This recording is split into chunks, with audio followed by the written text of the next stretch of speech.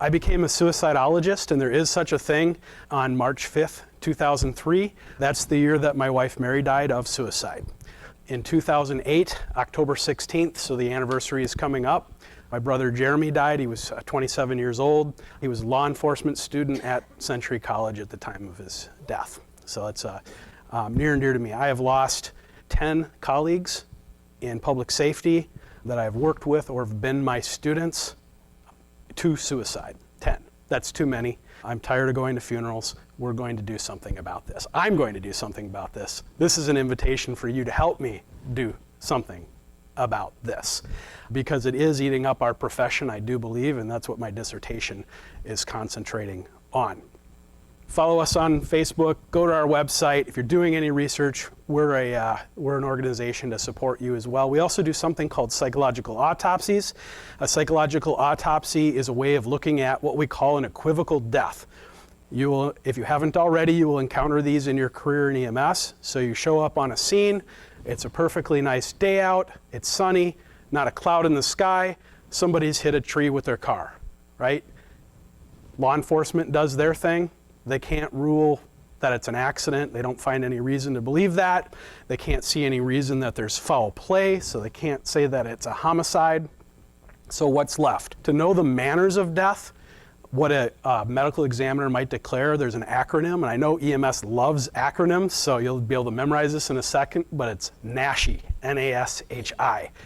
So you're classified as natural death, accidental suicide, homicide, or indeterminate. And there's actually a pending category too, but that's obviously temporary, but one can be pending, I found out, for quite some time. They usually end up being indeterminate in the long run. That's different than a cause of death. Cause of death is blunt force trauma. Cause of death is an overdose. But I'm talking about the manner of death, which is a totally different thing. So we have to use the right, every profession has their vocabulary, so that's that too. So psychological autopsies go in those cases, and we try to figure out, what is that? What happened? One of the most famous psychological autopsies ever done was probably Marilyn Monroe. That's how they determined her manner of death. If you recall, Marilyn died of an overdose.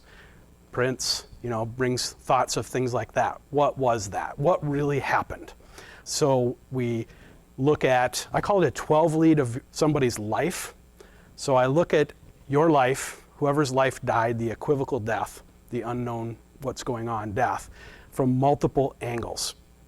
So I interview your friends, family members, coworkers, clergy, coaches, whoever's close to you, and I ask a series of pre-prepared questions, and we sit down, we have a talk, I record it, gets transcribed, I bring it into analysis software and code it and look for thematic analysis and all this research stuff.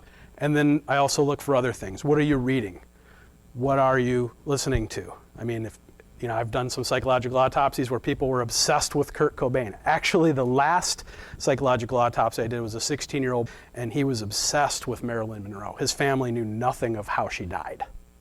So those are clues. Forensic analysis of computers, things like that. I've done that before too. And I do review the police reports and the medical examiner reports. So that's a service we provide. We used to charge for them before we were a nonprofit. They cost about $10,000 a piece. Now we do 2 to 3 of them a year free. We can do that because we're a nonprofit and we get donations. The number one group that would commission me for these reports is families where it's actually a known suicide, because they want to know what happened. Right? They want to reconstruct. I call it collecting pieces of your family's life. They want to, closure is a bad word, but they want to understand what's going on, because you never really get over that. So I'm one of only 21 board certified psychological autopsy investigators in the country. That's a certification you get from the American Association of Suicidology, and only 2 in Minnesota. So we're far and few between. I am a volunteer executive director. I actually pay to do my job. I present locally, state. I don't think there's an EMS conference I have not been at, unless it's some obscure one. I've done national presenting, American Association of Suicidology conference I did just last April, which is good to be accepted by your peers. And then 2 months ago, I went to Malaysia and presented at the International Association of Suicide Prevention. We need to do original research, and we need suicidologists. Not enough people studying it. Academically, actually I'm an alum of Inver, believe it or not. Most people don't know that. I don't always publicly say that when I teach for Century, but I did earn an associate's degree here, but I also earned one from Century. So paramedic associate's degree, liberal arts. I went up both sides of the tree, so I have a bachelor's that's EMS bent and a bachelor's is liberal arts, a master's in public health, a master's in interdisciplinary research, and then my doctorate's actually in education. So my research is focusing on the EMS, or not just EMS responders, police, fire, EMS. I have death records for going back a couple of decades. I have names, dates of birth, date of death. I have social security numbers because that is not private when you die. Veteran status, marital status, education level, primary occupation, race, ethnicity, on and on and on with different, you can see the richness of the data there. So what I'm doing is I've teamed up with the Emergency Medical Services Regulatory Board, the Minnesota Fire Service Certification Board, and now I'm working with the Peace Officer Standard Training Board to run those social security numbers through the databases for all manners of death. So I know what EMS, police, and fire are dying of in the state of Minnesota. Not just suicide, but how do the suicides stack up to natural causes? That's important too. How do they stack up to homicides? And my focus, because my doctorate is in education, is on that educational level. Trauma, psychological trauma is something that hits us all in EMS. I don't know if that's news to you or not, but you're not going to get out of this unscathed. That doesn't mean you're all going to get PTSD, but you're going to take some knocks for sure in your career, right? And there's lots of different types of psychological trauma. We can talk about that if you want, not just PTSD. We also have acute stress reactions, vicarious trauma, secondary trauma, compassion fatigue, burnout, which are two different things, and there's actually some good things that trauma does because people don't like to talk about the positive. There's also something called compassion satisfaction and post-traumatic growth. So those are all on the table if you want to go there. But trauma results in actual physiological changes to the brain. When you secrete cortisol and other stress hormones, it actually shrinks the hippocampus and does some damage, and does some things to the prefrontal cortex. The area of executive function, when you have the fight or flight response, that part of your brain says, whoa, chill out, there's no danger here, you can relax. But in people like me who've been diagnosed with PTSD, that doesn't always shut off. And to make matters worse, sometimes I'm aware of it, but I can't shut it off. And it manifests in odd ways. So education makes the hippocampus grow. Education's beneficial to your health in multiple ways. Education and cognitive training, we're starting to see in research, makes people with resistant to Alzheimer's and other things because of building up neurons. So my hypothesis is that the more educated the providers are, remember I collect all the data on what level of education they have, the more protected they will be. And not only from high school, associate, bachelor's, whatever level, but also from EMR, EMT, paramedic, because that's a level of education too. And then if you're cross-trained, fire, police, because there's extra education on top as well. So how do these all interact together, separate? We'll do a statistical analysis. If you want to get into quantitative research and logistical regressions and nerd out stuff, probably best saved for a private conversation with me because other people start drooling and their eyes will glaze over. But I'm willing to have that conversation if that floats your boat. So, that's basically it. What I would like to accomplish today is basically tell you what some of my primary interests are and some places we could go. And you'll see on your survey that I'm calling this a choose your own adventure presentation. So I don't know if I'm a little older. I don't know if you remember, if anybody my age remembers, or maybe even still have them, these books that when you were kids called Choose Your Own Adventure. So in the paper book, usually like fantasy, like killing dragons and stuff, right? So I did play Dungeons and Dragons when I was a kid, sorry. I like Star Trek, Star Wars, so now you know what I am, right? I'm a nerd. So you read the book and it says, oh, you come to the dragon. Go to page 5 if you want to pee your pants and run scared. Go to page 6 if you want to fight the dragon. That's what we're going to do. Choose your own adventure. You get to choose our path today and where we go. So Some things that are very interesting to me. First thing I want to do is just give you some quick numbers. The epidemiology of suicide is fascinating to me. In the United States, we have 44,193 suicides every year, according to the CDC. Suicidology community believes that's 2 to 3 times higher due to misclassification.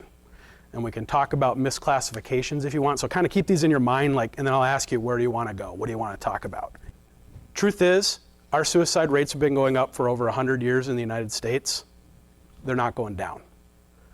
If you want me to put that into an international context, and I do have on the back table, there's lots of handouts that one of your counselors brought, plus I added some of my own. I did some research in Italy. I went to Italy 2 summers ago and did some research on the difference, because Italian suicides are lower and going down. We're one of only 9 countries in the world not going down. So if you want to talk about that and where we are in the international framework, happy to go there, because I live in the World Health Organization data as well as the CDC. So 44,000 suicides. Motor vehicle accident deaths on our highways every year. According to the National Highway Traffic Safety Administration, and I wrote them down so I'd give you exact numbers, 32,166. That's how many deaths we have on our highway every year. That's the reason that EMS was founded, right? With the white paper, everybody remembers that, 1966, death and disability, all that kind of stuff. Murders and non-negligent manslaughters, they categorize into the same category every year, 15,696. The truth about murder and homicide is that it's been actually going down pretty consistently for the last 20 years with some upticks. Yes, we have had some upticks in the last year. But if you look at the overall trend, it's kind of like this and going down. And you can see for yourself just by going to the FBI.gov and looking at their website and their statistics. Pretty easy to see. Fires, 3,280 deaths per year due to fires, according to the National Fire Protection Association. So keep in mind how much time we spend. Exit drills in the home, check your fire detector, stop, drop, and roll. Think about all this significant time we invest in public education in the fire service. I'm not saying it's bad. I'm just saying think about it in terms of comparatively to suicide. One of my very favorites is, according to the National Oceanographic and Atmospheric Association, deaths due to hurricanes on average. Well, of course, this year we'll have a little spike, but I don't have this year's data because you can't get it until a year or 2 after, right? Deaths due to hurricanes, tornadoes, floods, lightning strikes, hot weather emergencies, cold weather emergencies, all combined, 522 a year. That's it. That is it. If we go to, and my very favorite in the United States, shark attacks, average of 1 per year. Of course, if it is you, it sucks to be you, right? But it is true, 1 shark attack a year. In Minnesota, 726 suicides last year.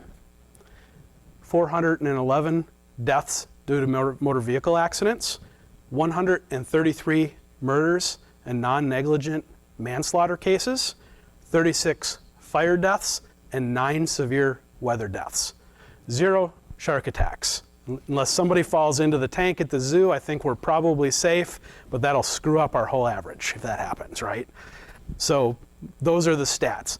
So I just want to throw that out there for discussion. So I am interested in where we fit in the international picture.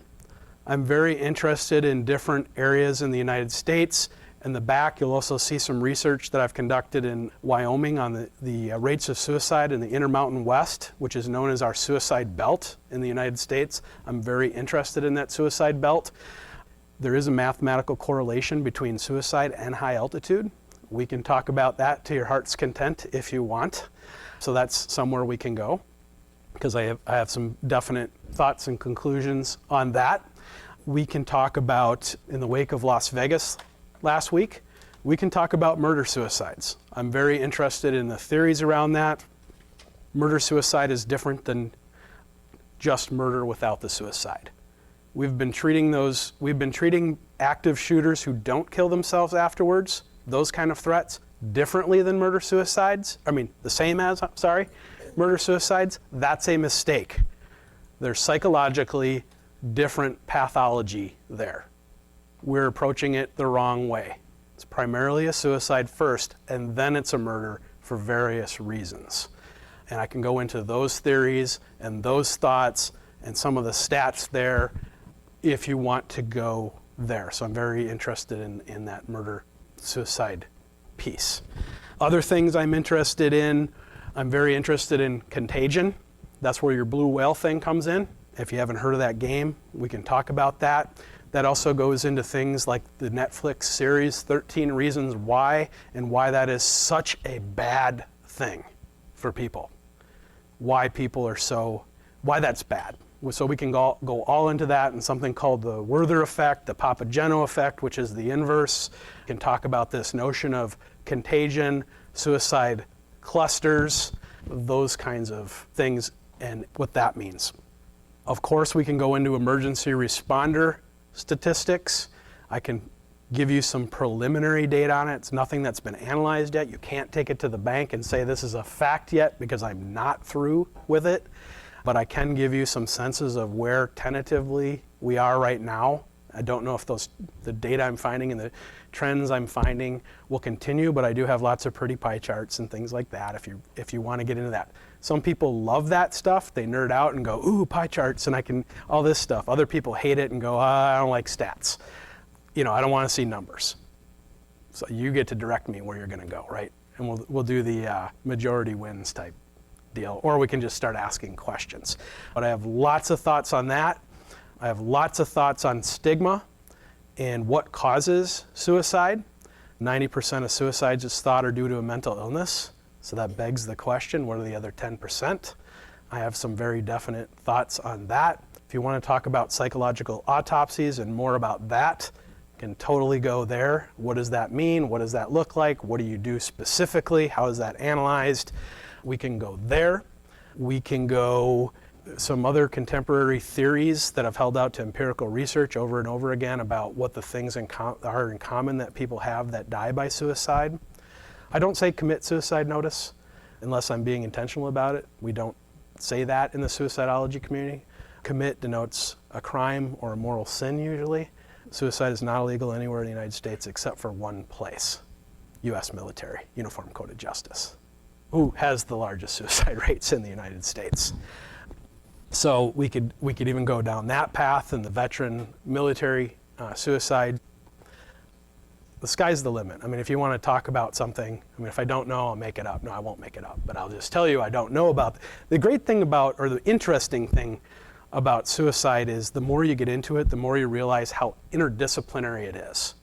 John Muir, the naturalist, said, paraphrasing, when you try to pick anything out by itself, you find it's hitched to everything else in the universe. Life's like that, right? EMS is like that. You're not just doing medicine. If you thought you were just doing medicine, you'd hopefully have come to the realization that you're not. You're also doing sociology. You're also doing anthropology, biology, psychology. This is a very, very interdisciplinary field. Nobody owns it. Psychologists do not own it. In fact, if you want to talk about the levels of education of mental health providers in the United States, and you want to be scared to death about what they know about suicide, we can go there too, because there's some research on that as well. Oh, suicide by cop and suicide by other is another thing that I'm very interested in. So if you want to talk about that as well. If you want to talk about the survivor end, people like me that have lost people to suicide, I run support group for people who have lost people to suicide, so I have insights there. So I'm very interested in that. We can talk about my personal story. You can ask me questions about my wife, or if you want to hear the brief story, if you want to hear about my brother, I'm willing to go there. I did tell you I have PTSD. I also have depression. I take a Zoloft every night. I have anxiety. Sometimes I have to take a trazodone to sleep. If you want to hear about that, totally willing to go there. There's so much stigma attached to that. We got to be able to talk to it, because 50% of us have a diagnosable mental illness, but we just haven't been diagnosed. We haven't sought treatment, and 1 in 4 of us will get a diagnosis of mental illness. So it's a big, big deal, but why don't we do it? Why don't we disclose? Because research shows that we'll not get a promotion, that others that work with us will look down on us. And I have some very different thoughts about talking about suicide in the workplace. Oh, if you want to know what you can do as a public safety agency to prevent suicides in your community, I have a lot of ideas on that. And I'm also very interested in ketamine, as not as a recreational drug. Ketamine as a treatment for refractory depression or acute and life-threatening suicidal ideation. We're not talking about excited delirium. We're talking about sub-anesthetic doses. We're not talking about knocking somebody on their butt. We're talking about something that's therapeutic, something that will give paramedics heartburn because you have to push it in over 40 minutes, and this is a paramedic 40 minutes, and you can't do that with this. But if you want to talk about what that means and why we think it works and what the research is so far, I'm a very big proponent of that. I would love to have a protocol for ketamine and acute suicidal ideation. So, I've dumped on you. Oh, physician-assisted suicide. I actually have a YouTube channel, which you can go to on my website, and I actually did a paramedic-length video. That's 10 minutes. I have a friend of mine who's now died. His name is Larry. He died of pancreatic cancer. His daughter died of suicide over 15 years ago, and Larry was in one of my support groups because I facilitate one, but I also go to one that's a men only, and then my other one's co-ed. Believe it or not, men talk about death a little different privately. I don't know if there's any women only groups, but I'm not female, so I would encourage somebody who's female that's a survivor to do that. It might be a good idea. But Larry said, I want to die. I mean, I don't want to die, but I don't want to die like this. And he expressed this desire to die, and I said, Larry, I pushed him hard. How is this different than your daughter's suicide? And we had this great conversation. He's an intellectual, and I said, we need to record. Would you come in? Could we record this and just put it out there for consumption? Because I think people would find this conversation fascinating.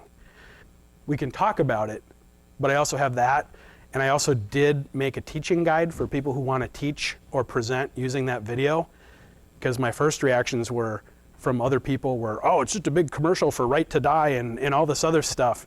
No, it's not. It's slanted in Larry's wish to die, but he's the dude dying, right? I mean, so he gets the camera.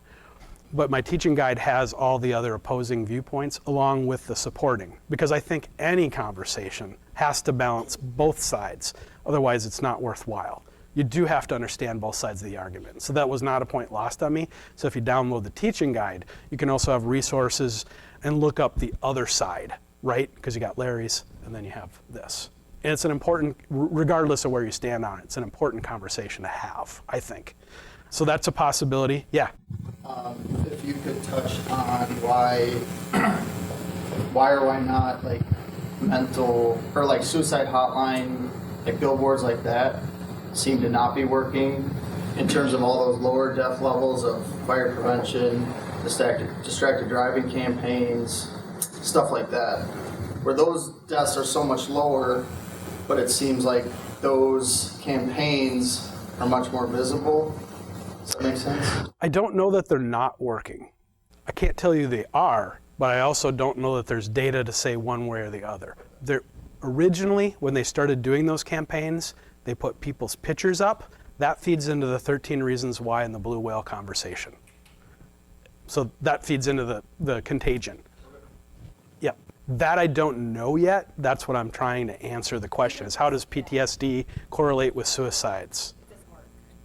Yes, I can address PTSD, some of the pathology, and where it is in the mental illness spectrum of causing suicides. I'm prepared to talk to that. Yes. Okay. We should talk about something positive, shouldn't we? That's what people always say when they hear my presentations. Couldn't you give us something positive? I will start out with positive is mental illness, the number one cause of suicide, is highly treatable, 80 to 90%. We have higher success rates of treating mental illness than we do cardiac arrest. Because in case you didn't know, I hope you know, you're saving 10% of people on a good day, right? In Minnesota. I mean, that's a really good number here. And if a kid's in cardiac arrest, not respiratory, cardiac, boy, you don't have that much of a chance at all, right, if they've progressed that far. But yet, I'm guilty of it as an educator. We don't always tell you that stuff. American Heart would have, this is part of the trauma that happens later, because we don't always prepare people for the downside, and we make you think sometimes, depends on the instructor of course, that you're going to save everybody. And then you don't. And then you're devastated. And did I do something wrong? And that's why the National Registry has static cardiology, or dynamic actually. One of the little spiels that the National Registry examiners say is, in spite of your best efforts, this patient may not respond to your treatments, right? That's like a message to you. Like, you might do everything right, and the majority of the time you're still not going to save people, right? But when you do, it's really cool. So we want to talk about contagion first? Okay, so let's talk about contagion first. So there is such a thing as suicide contagion. It's called the Werther effect. The Werther effect came from a book called The Sorrows of Young Werther that Goethe wrote in the 1800s in Germany. After he published that book in the 1800s, there was a notable uptick in suicides in Europe. The Sorrows of Young Werther, Werther is the main character, and he dies by suicide at the end. It's a thwarted love story. And by the way, suicides are very, very rarely caused by one thing. Media would have you believe otherwise, probably, right? That's what we always do. Oh, they lost their job. Oh, they got divorced or whatever. No, it's not as simple as that. It's never as simple as that. It's a perfect storm. And if you want to hear more about that, you can definitely go to my YouTube channel. And I have a TEDx talk I did on the perfect storm and all those ingredients. So you can get that. So anyway, back to the Werther effect, we noticed this, and then throughout history we started noticing it more and more. High-profile deaths, and this was fictional, right? Werther's fictional, but we started noticing it. Marilyn Monroe, Kurt Cobain. We started noting these when the media portrays suicides in a certain manner, or plays, or shows, 13 Reasons Why, that kind of thing. We started realizing there's an uptick in suicides. So what's up with that? Well, people might watch the Netflix series 13 Reasons Why. I don't know if anybody here watched it. I made myself watch the whole thing so I could speak intelligently to it. I think it is extremely dangerous. Is it dangerous to everybody? Absolutely not. It's not dangerous to everybody. But research tells us time and time again that people who are already vulnerable to suicide, that could be the straw that breaks the camel's back. And statistically, they're likely to suicide in the same manner that the character did in that movie, book, play, whatever it is. But it's not the sole reason. It's that part of that perfect storm, they're already vulnerable. And other people go, I watched it, I didn't feel suicidal. What the heck are you talking about? Well, you're not vulnerable. So it's not gonna have an effect on you. And we have a tendency in all of our EMS trades magazines to report on suicide in a bad way when reporters report on that. So they'll be like, so what's a bad way? The healthy way is to talk about and acknowledge, yes, a suicide occurred. We need to be able to talk about it. The myth is that talking about suicides will cause people to suicide. That's not true. It's been debunked by research over and over again. That's the reason you can ask your patient, are you suicidal? Have you had a previous attempt? Do you have a plan? And those are all fair questions that you should document and write in your run report. Those are important questions. But depicting the actual death on the big screen or in a book, if you watch 13 Reasons Why, as opposed to the book, you'll know that they actually even changed the manner of death or the cause of death to make it more dramatic. They show her laying in a pool of blood in the middle of the gymnasium. They show her exacting revenge on all of her friends that did her wrong. They don't mention mental illness at any point. Maybe they hint around the edges at a couple places. This girl is sexually assaulted in this series, and they depict that rather graphically. But there's no talk about PTSD, which is that's like the #1 cause of PTSD actually, is sexual assaults. People always think like military combat, things like that. No, it's sexual assaults. And that's why women are getting it more than men as a whole. So those things can make people vulnerable. So that's why 13 Reasons Why is bad. It's the Werther effect. Papageno effect is the opposite, things that make it better. Acknowledging it, talking about the risk factors, giving the suicide hotline or resources, and talking about it in generalized terms. Not over-glorifying a suicide death, acknowledging they're a normal human being like everybody else, and that this is a problem. And that's the right way to address suicide. Blue whale game, if you're not familiar with this, it's a game that was devised in Russia. There's a series of challenges, I can't remember how many now, but they'll give you a challenge, and what they're doing is they're progressively getting you to hurt yourself or do things that actually research says makes you vulnerable. If I was an evil scientist and I wanted to cause suicides, I would develop the blue whale game, because it preys on all the things that make people vulnerable and can actually indoctrinate you and slowly make you vulnerable if you do all the steps. Carve a whale on your arm, take a picture, show it. We know that parasuicide or cutting is a risk factor for suicide. It's not an attempt in of itself, but what you're doing is exploiting the cingulate cortex where physical pain is felt, where we know from imaging that psychological pain is felt, and social pain. Bullying, isolation, it's all registered in the same place. What are people who are engaging in cutting doing? They're overriding extreme psychological pain to get temporary relief. But the problem is then they get used to the pain and that threshold. Then it's not hard to harm yourself. So ultimately it backfires. But it's a series of things that are unhealthy, these challenges, and it culminates in kill yourself. And that's the blue whale game. That's a dangerous game. Next topic, what was the next? So we covered contagion. We want to do some quick on PTSD, mental illness. So mental illness, we think they're about 90% of the suicides. There is some argument in the suicidology community about whether that number is accurate or not, because they're taking it from psychological autopsies where they're finding out that people had a mental illness. But psychological autopsy investigators aren't all mental health professionals, and you're trying to diagnose a mental illness through a proxy, through somebody else, and their own skewed view. So we can't say for sure that a person had a mental illness retroactively, and that's not what a psychological autopsy is meant to do anyway. So that's where they got the 90% number. But regardless, I think that mental illness is certainly a high number. The top 4 causes of suicide, number 1 is depression. After that, borderline personality disorder, and then we have post-traumatic stress disorder, and believe it or not, nicotine addiction is highly linked to suicide, highly linked. Now that could be a chicken or the egg question, right? Are people self-medicating because they're depressed, suicidal, etc., or does that cause it? It's sort of like alcoholism, right? Chicken or the egg? Did drinking cause the alcoholism? Did the mental illness cause somebody to drink? And it's kind of a circular argument. It's really hard to unwind. If I had to say things underneath those 4, substance abuse, schizophrenia are very high on suicide things. Post-traumatic stress disorder, what were the other specific? Did I answer your question on that? Okay, did I answer yours? Okay, if you are worried about it, let me know. And then yours was the positive, post-traumatic growth. So post-traumatic growth, although it's not something that's a diagnosis, so they use the Diagnostic and Statistical Manual 5 right now, mental health professionals, to diagnose. It says if you have these symptoms or this many for this period of time or whatever, then you have this disease or that, and we categorize it. So you won't find post-traumatic growth in there. Well, for one thing, it's a positive.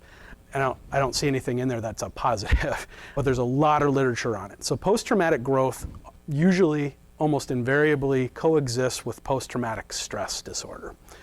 So you are the sum of your experiences and what you do with your pain, in other words.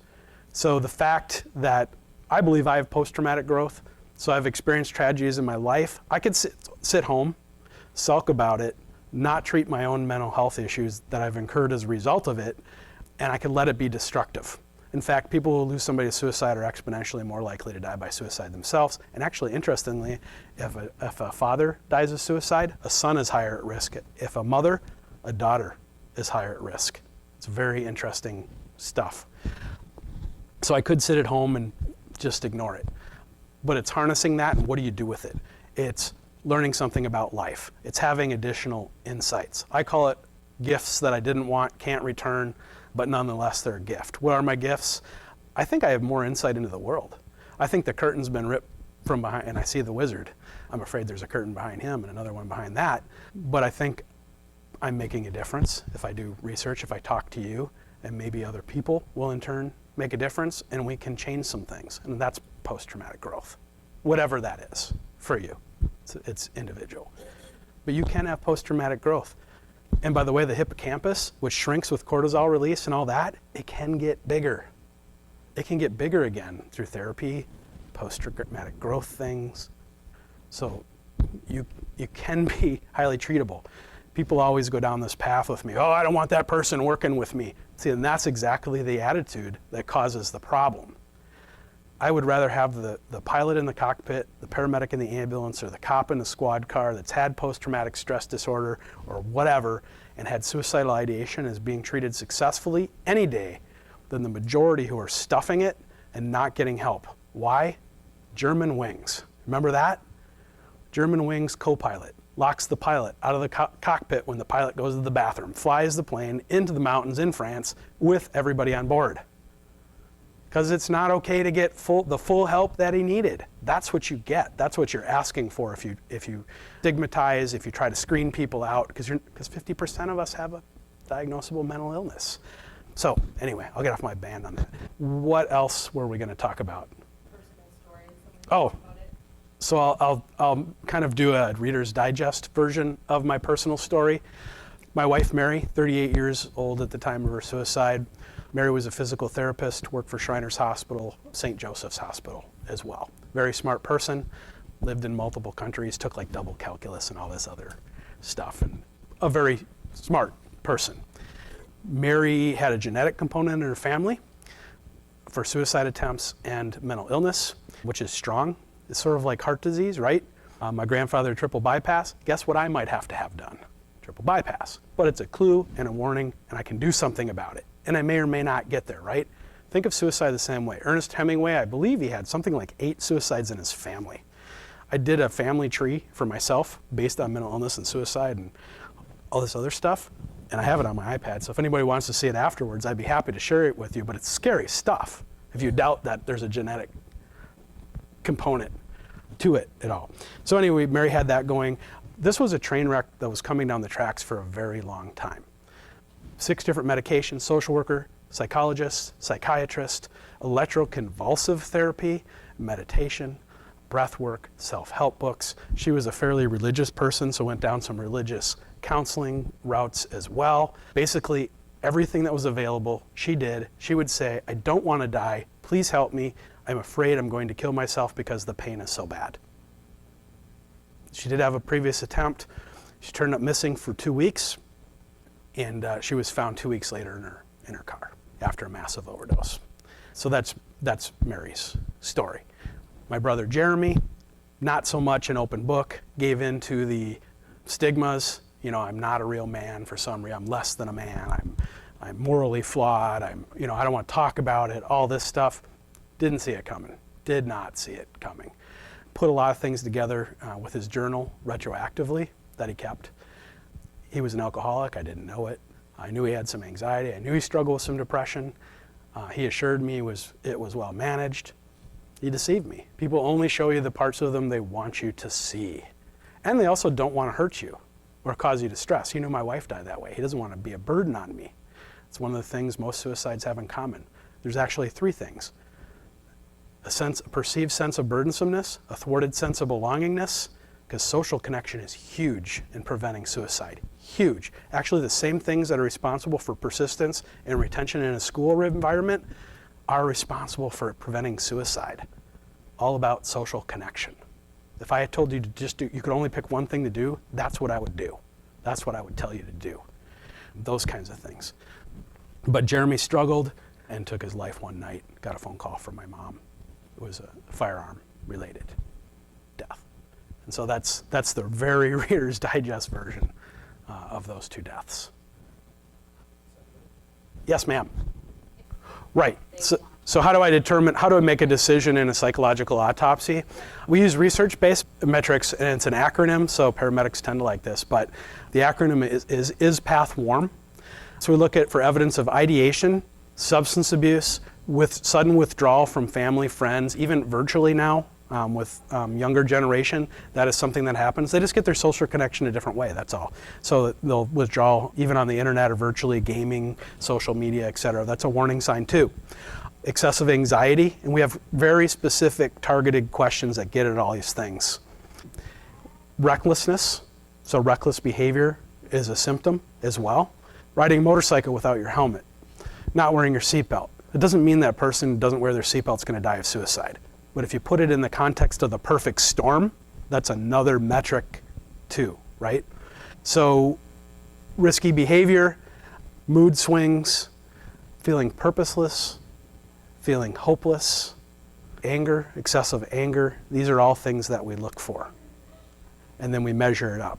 And I try to triangulate and not just find my informants, if you will, their answers. That's why I ask multiple, because I'm asking the same questions of different people who don't know they're being interviewed, sort of like you would do in a law enforcement investigation.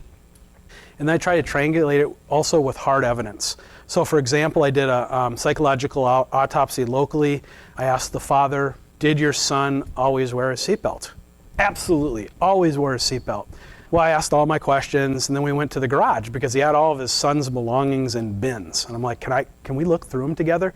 Okay, yeah, I haven't looked through them since he died. I'm like, well, you can be there with me. I can do it myself, whatever. No, I want to be there with you. I swear, the first box we open, ticket, failure to wear seatbelt. So I looked for stuff like that. We also did a computer forensic investigation. He had a fascination with guns that we found out about later. The last one I did with a young man, we also found preoccupation with firearms and knives. And he watched a YouTube video that was about suicide over and over and over again just before he died. So, and those aren't the only things. So I look for the preponderance of evidence. At the end of the day, it's still a scientific opinion. There's a couple different standards that hold up in court. There's the Fry standard and the Daubert standard if you're testifying in court. What those standards mean is who is an expert witness, who can qualify. So in Minnesota, I'm qualified as an expert witness for suicide cases. I meet the Fry standard, but I don't meet the Daubert standard, which some states have. What is the Daubert standard above the Fry? You have to have the known error rate. And I can never tell you the known error rate of a psychological autopsy because I can't go back and find out if I was right or wrong ever. So in some states we can testify, some we can't. But at the end of the day, yes, it is still a very educated opinion. And whether the ME accepts that or not, that's up to them if they're commissioning it. With the family, I just give them the facts, in my opinion, and I've never had somebody not good with that. Yeah, great questions. There are 44 fire departments in Minnesota that have been impacted by the suicide of at least one firefighter. I'm not done telling police and EMS agencies, but I can think of 7 EMS agencies right off the top of my head, and probably double that in law enforcement. I would say a very conservative estimate is 70 public safety agencies across the state. Very concerning, very, very concerning. Natural is our primary cause of death. Accident, suicide, homicide. So is there any correlation between rural or urban firefighting, paid on call or volunteer or full-time fire? All I can do, I haven't crunched those numbers. All I can tell you is what research has already been done and what that research says. Interestingly, paid on call or volunteer firefighters have twice the suicide attempt rate as career. But career have twice the ideation. Isn't that odd? And I don't know why, but that's what the research is showing us so far. Minorities in public safety are in trouble. Women have a higher suicide rate in police, fire, EMS than their counterparts in the general population, and so do black males. We don't have data on other groups. Why is that so concerning? Because in the general population, they are way lower. It's a white male in their 40s issue. So that's very, very, very concerning. And I have some thoughts on why that is. Oh yeah, so again, suicideresearch.org. That's our webpage. Feel free to check us out on YouTube and all that. If you have questions, definitely you can email me. Our email address is on that website too. Happy to help however I can, or if you have to do a project, that's what we're here for, is not just our own research, but to support yours. So if you have to do a paper or something, I'm not gonna write your paper for you, but I will help you with resources and point you in the right direction for data and things like that. If any of your classes have a service learning component, I don't know if they do, but I do take service learning students who want to be involved in various projects. I'm not wired into Invers, but I don't imagine that would be too hard to do. You know, so if you did want to be part of that effort, no doubt about that. Save.org has a lot of resources. NAMI.org for the mental illnesses has a lot of resources. AFSP.org, American Foundation for Suicide Prevention, and then suicidology.org is the American Association of Suicidology's website. So if you're interested in what does it take to be a psychological autopsy investigator, you can go check it out. Press releases, they have information sheets, they have all kinds of stuff. And then there's tons of stuff like CDC for the hard numbers. You can even download the CDC app, and you'll see that it's like the price tag of suicide every year in the United States, something like $56 billion a year. So if you're just motivated by money, well, there's something for you too. If you just want to look, I mean, some people are interested in the economic end, right? You gotta look at that too. So that's fine. You can get your info there. So again, reach out, don't be afraid. I had a very short time I could make like a college degree on this and still not even scratch the surface. So I do appreciate having me here, and I'll stick. I don't know if you have to go back to class or something. Do you? I'll stick around for a little while if people want to chat. Oh, can you hold up? Can you hold up one of those brochures in the plastic envelope? Okay, so he's sort of like Vanna with a beard. Well, I guess it doesn't work for him, but anyway, if you want to pick up one of those, I've placed them with a lot of ambulance services. When we go to a suicide death, a lot of times we don't know what to do and you feel very helpless, right?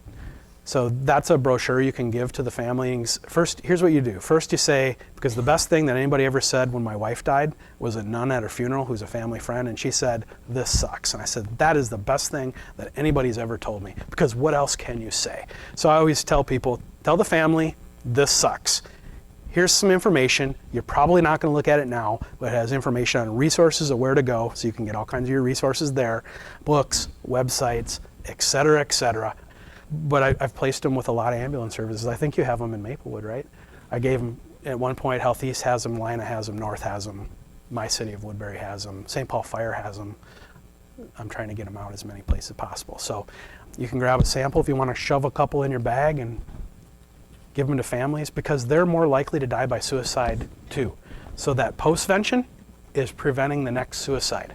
How you treat that family could prevent the next suicide. That's really important. So you're still doing work. You're still important, even though it's too late, unfortunately, for the one person. You can help the family. It's huge. That's all I got. Thank you.